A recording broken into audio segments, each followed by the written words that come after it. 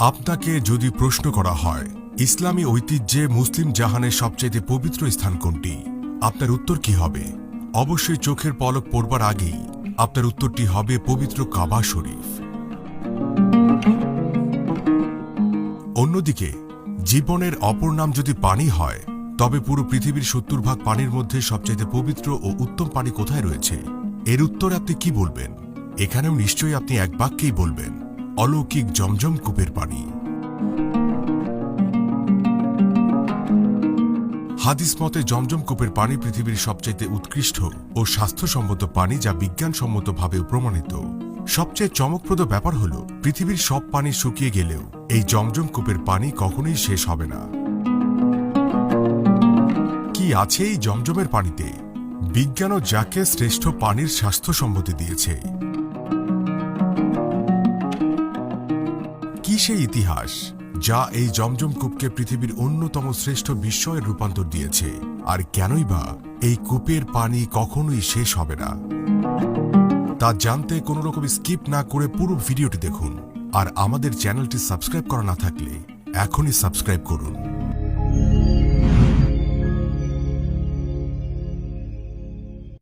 পবিত্র মক্কা নগরীর মসজিদুল আল হারামের ভিতরে অবস্থিত প্রসিদ্ধ পানির কূপ জমজম, কাবা শরীফ থেকে যার অবস্থান ঠিক ২০ মিটার অর্থাৎ ৬৬ ফুট পূর্বে মহান আল্লাহ তাআলার কুদরতের সৃষ্টি হওয়া এই পবিত্র কূপের সাথে জড়িয়ে আছে হযরত ইব্রাহিম আলাইহিসসালাম এবং তার পরিবারের ইতিহাস।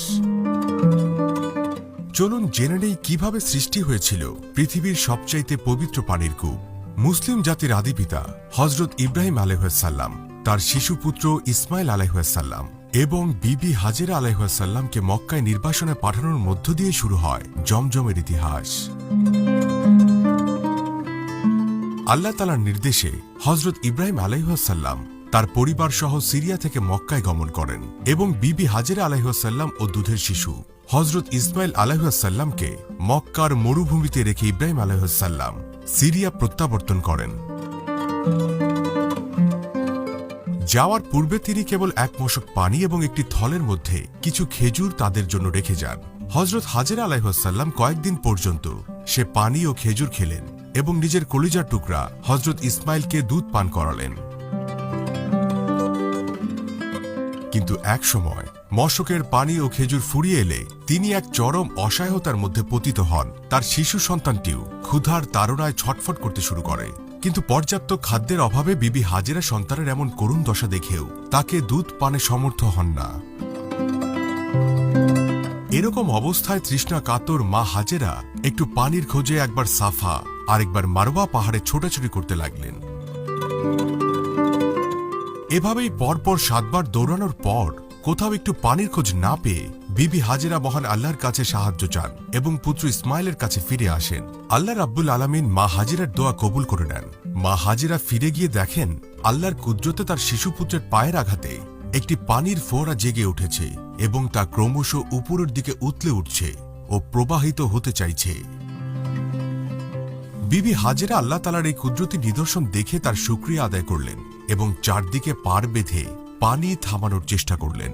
তবে পানির প্রবাহ অত্যধিক হওয়ার কারণে তিনি পানিকে থামানোর নির্দেশ দিয়ে উচ্চ স্বরে বলেছিলেন, জমজম জমজম, অর্থাৎ থেমে যাও। হযরত হাজেরার উচ্চারিত সেই শব্দেই পৃথিবীর সবচাইতে পবিত্র এই কূপটির নামকরণ করা হয় জমজম।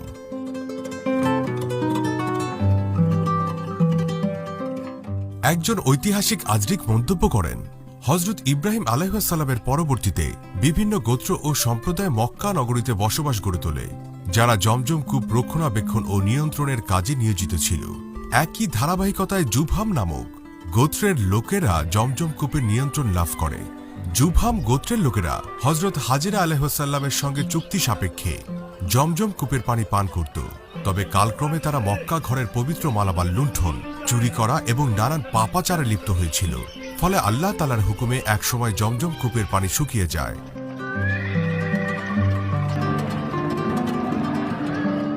পরবর্তী সময় সংস্কারের অভাবে জমজম কূপের স্থানটি ভরাট হয়ে যায়। আর মানুষ এই কূপের বরকত ও কল্যাণ থেকে বঞ্চিত হয়। এরপর খ্রিস্টীয় ৫ম শতাব্দীর সূচনাতে হজরত ইসমাইল আলাইহিসসালামের বংশধরের মধ্যে একজন দৃঢ়চেতা আত্মপ্রত্যয়ী পুরুষের নেতৃত্বে কাবা গৃহের রক্ষণাবেক্ষণের দায়িত্ব পায় কুরাইশরা। সে সময় কুরাইশদের চতুর্দশ পুরুষ খাজা আব্দুল মুত্তালিব জন্মগ্রহণ করেন। তিনি ছিলেন সর্বশেষ নবী হজরত মুহাম্মদ সাল্লাল্লাহু আলাইহি ওয়াসাল্লামের দাদা। একদা আব্দুল মুত্তালিব জমজম কূপ অনুসন্ধানে উদ্যোগী হন এবং তার পুত্র জায়েদকে সাথে নিয়ে জমজম কূপের অনুসন্ধানে বেরিয়ে পড়েন। এক রাতে তিনি স্বপ্নে জমজম কূপের নিশানা খুঁজে পান এবং কূপটি কোথায় সেটিও দেখতে পান। স্বপ্নের চিহ্নিত স্থান অনুযায়ী তিনি তার পুত্র হারেসকে সঙ্গে নিয়ে কূপের খনন কাজ শুরু করেন এবং বাস্তবেই জমজম কূপ আবিষ্কার করতে সক্ষম হন। খনন কাজ চলাকালে কূপ থেকে বহু জুরহুম গোত্র মক্কা ছেড়ে যাওয়ার আগে কূপের মধ্যে তাদের নিক্ষিপ্ত কিছু সংখ্যক তলোয়ার, লৌহ বর্ম এবং দুটি সোনার হরিণ পান। নবীজির দাদা আব্দুল মুত্তালিব তলোয়ারগুলো দ্বারা কাবা শরীফের দরজা ঢালাই করেন এবং সোনার হরিণ দুটি কাবা শরীফের দরজার সঙ্গে সন্নিবেশিত করে রাখেন। আর জমজম কূপকে পুনরায় উজ্জীবিত করতে সমর্থ হবার পর তা হজ যাত্রীদের জন্য পান করানোর সুব্যবস্থা করেন। এরপর ধাপে ধাপে কালের বিবর্তনে একাধিকবার জমজম কূপ সংস্কার করা হয়। প্রথমে এটি বালি ও পাথর দিয়ে ঘেরা অবস্থায় ছিল। পরবর্তীতে খলিফা আল মনসুরের সময় ৭৭১ খ্রিস্টাব্দ মোতাবেক ১৫৪ ও ১৫৫ হিজরিতে এর ওপর গম্বুজ এবং মার্বেল টাইলস বসানো হয়। এরপর খলিফা আল মাহদি এর উন্নয়নের কাজ করেন এবং সর্বশেষ ২০১৭-১৮ সালে সৌদি বাদশাহ কূপটি সংস্কার করেন। জমজম কূপের পানি কখনো শেষ হয় না কেন তা পরীক্ষা নিরীক্ষা করতে দুজন ডুবুরি এর তলদেশে গিয়ে দেখতে পান সেখানে রং বেরঙের মাটির স্তর জমাট বেঁধে আছে আর অবিরাম নির্গত পানিকে পরিশোধন করছে। তারা আল্লাহর এই কুদরত দেখে বিস্মিত হয়ে যান।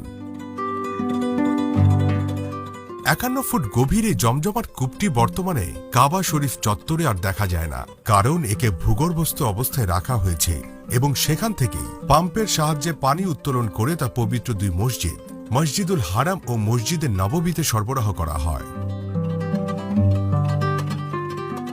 জমজম কূপের ইতিহাস তো জানা হল, চলুন এবার জেনে নেওয়া যাক কি আছে এই জমজমের পানিতে, যে কারণে বিজ্ঞানও একে শ্রেষ্ঠ পানির স্বাস্থ্য সম্মতি দিয়েছে। ২০১৯ সালে জাপানের বিজ্ঞানী মাসারু ইমোতো ন্যানো প্রযুক্তির সাহায্যে জমজমের পানির উপর গবেষণা করেন এবং পৃথিবীর বিশুদ্ধতম পানি হওয়ার রহস্য উদ্ঘাটন করে বলেন, জমজমের এক ফোঁটা পানিতে যে পরিমাণ আকরিক পদার্থ থাকে তা পৃথিবীর অন্য কোনো পানিতে নেই। আকরিক পদার্থের মধ্যে উল্লেখযোগ্য ছিল calcium fluoride, sodium chloride, sulphate, nitrate, magnesium এবং পটাশিয়াম। ফ্লোরাইড ছাড়া অন্যান্য মিনারেলগুলোর মাত্রা স্বাভাবিক খাবার পানির তুলনায় জমজমের পানিতে বেশি রয়েছে। জমজমের পানির গুণগত মান কখনো পরিবর্তিত হয় না। সাধারণ কূপের পানিতে জলজ উদ্ভিদ জন্মালেও জমজম কূপের পানিতে কোনো জলজ উদ্ভিদ বা অন্যান্য উদ্ভিদজাত অণুজীব জন্মায় না। জমজমের পানিতে রয়েছে অ্যান্টিমনি, বেরিলিয়াম, ব্রোমাইন, কোবাল্ট, বিসমুথ, আয়োডিন আর মলিবেডামের মতো পদার্থ, যার মাত্রা ছিল 0.01 ppm থেকেও কম। ক্রোমিয়াম, ম্যাঙ্গানিজ এবং টাইটানিয়ামের মাত্রা ছিল একেবারেই নগণ্য। জাপানি বিজ্ঞানীর পরীক্ষা অনুযায়ী জমজমের পানির পিএইচ হচ্ছে 7.8, যেটি সামান্য ক্ষার জাতীয়। বিজ্ঞানী তার পরীক্ষায় আর্সেনিক, ক্যাডমিয়াম, সীসা এবং সেলিনিয়ামের মতো ক্ষতিকর পদার্থগুলো ঝুঁকিমুক্ত মাত্রায় পেয়েছেন, যে মাত্রাগুলোতে মানুষের কোনো ক্ষতিই করে না। জাপানি বিজ্ঞানীর গবেষণাকে ব্যাখ্যা করলে বলা যায়, স্বাভাবিক পানির তুলনায় জমজমের পানিতে সুস্বাস্থ্যের জন্য প্রয়োজনীয় মিনারেলের পরিমাণ বেশি রয়েছে। অপরদিকে ক্ষতিকর উপাদানের পরিমাণ নগণ্য, যা মানব শরীরের জন্য খুব একটা ক্ষতিকারক নয়। এছাড়াও জমজমের পানিতে কোনো অণুজীব জন্মায় না, যার ফলে এই পানি অন্যান্য সকল পানির উৎস থেকে একেবারেই বিশুদ্ধতম। ইসলামিক দৃষ্টিকোণ থেকেও জমজম কূপের পানির একাধিক ফজিলত রয়েছে। হাদিসের বিভিন্ন বর্ণনায় এই পানির কল্যাণের কথা বিভিন্নভাবেই উঠে এসছে। এক হাদিসে ইরশাদ হয়েছে, জমজমের পানি নেক উদ্দেশ্যে নিয়ত করে পান করলে সেই উদ্দেশ্য পূরণ হয়। পবিত্র জমজম কূপ নিয়ে রাসূল সাল্লাল্লাহু আলাইহি সাল্লামের অসংখ্য হাদিস রয়েছে। আব্দুল্লাহ ইবনে আব্বাস রাদিয়াল্লাহু আনহু থেকে বর্ণিত, মহানবী সাল্লাল্লাহু আলাইহি সাল্লাম ইরশাদ করেছেন, পৃথিবীর সর্বশ্রেষ্ঠ পানি হল জমজমের পানি। তাতে রয়েছে তৃপ্তির খাদ্য ও ব্যাধির আরোগ্য। রাসূলুল্লাহ সাল্লাল্লাহু আলাইহি ওয়াসাল্লাম নিজ হাতে জমজম কূপের পানি উত্তোলন করতেন এবং সে পানি পান করতেন। সারা বিশ্বের মুসলিম উম্মাহর কাছে এই পানি অতি পবিত্র এবং তৃপ্তিকর। জমজমের পানি কেবল আমাদের শরীর ও মনকে আত্মতৃপ্ত করে তা নয়, এই পানি আমাদের ঈমানকেও করে শক্তিশালী। জমজমের ইতিহাস আমাদের শিখিয়েছে আল্লাহর উপর ভরসা করা এবং কঠিন পরিস্থিতিতেও ধৈর্য ধারণ করা। মনে রাখতে হবে, নিশ্চয়ই আল্লাহ তাআলা উত্তম পরিকল্পনাকারী। আল্লাহ পাক বিশ্বাসীদের কখনোই নিরাশ করেন না, যার উত্তম নিদর্শন এই জমজম।